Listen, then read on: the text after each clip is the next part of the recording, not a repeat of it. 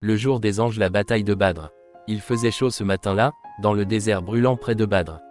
Le prophète Mohammed, accompagné de ses compagnons, marchait avec foi mais en sous-nombre. 313 hommes contre 1000 ennemis armés jusqu'aux dents. C'était la première grande épreuve militaire pour les musulmans. La peur frôlait les cœurs, mais la foi les tenait debout. Le prophète leva alors les mains vers le ciel, les larmes aux yeux. Plus grand que, ô Allah, accomplis ce que tu nous as promis. Ô Allah, si ce petit groupe est détruit, personne ne t'adorera sur terre. Et dans le silence du ciel, Allah écoutait. Puis, soudain, quelque chose de mystique se produisit. Allah révéla dans le Coran, Surat Al-Anfal, 8/9.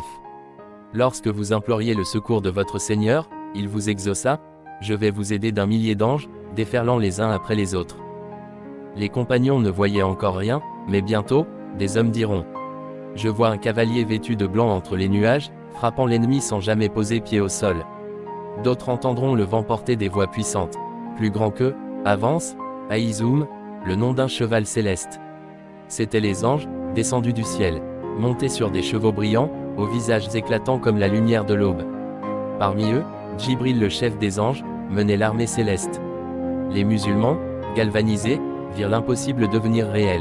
Des ennemis tombaient avant même d'être touchés par une main humaine. Certains Kouraïs jurèrent avoir vu des guerriers vêtus de blanc, invisibles aux yeux du commun, terrasser leurs meilleurs soldats.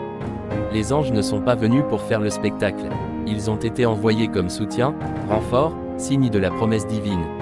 Et ce jour-là, contre toute attente humaine, la petite armée de Mohammed remporta la victoire. Cette victoire n'était pas seulement militaire. C'était un signe éternel pour les croyants. Plus grand que, Allah est avec ceux qui ont la foi sincère, même quand tout semble perdu. Et les anges, ces serviteurs invisibles d'Allah, sont toujours prêts à descendre.